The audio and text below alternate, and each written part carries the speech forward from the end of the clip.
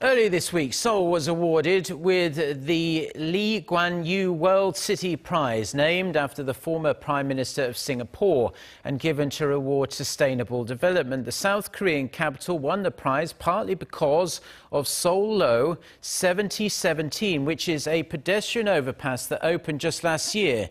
And after that project's great success, there are plans to turn Seoul into a city that is super pedestrian-friendly by the year 2020. Hong Yu with the details.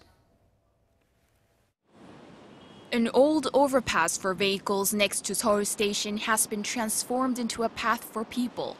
Just over a year has passed since Seoullo 7017 was created by the Seoul Metropolitan Government, and in that year it has been used over 10 million times.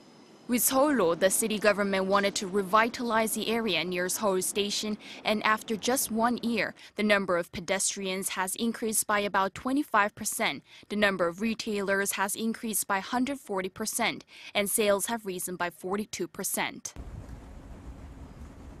After the success of the project, Seoul City announced last week that it will create new pedestrian zones, starting with Seocheon and Ilji로 this year, to make Seoul into a city for pedestrians by 2020. When green transportation, such as walking or public transportation, takes over, the city will be cleaner and more active, as well as more attractive for tourists. This is why we're pushing ahead with this plan. According to a survey of 680 citizens that have used Seoullo, about 69% were satisfied with the project. For me, it seems like a good idea because people can spend more time walking with their friends, and it's also good for the environment.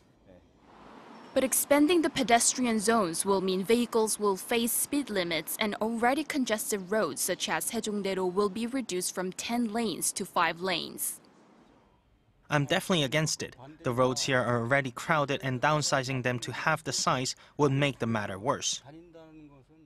Practically speaking, there are some difficulties in completing this plan by 2020 because, first of all, there is the transportation flow problem to solve and the costs of realizing the plan.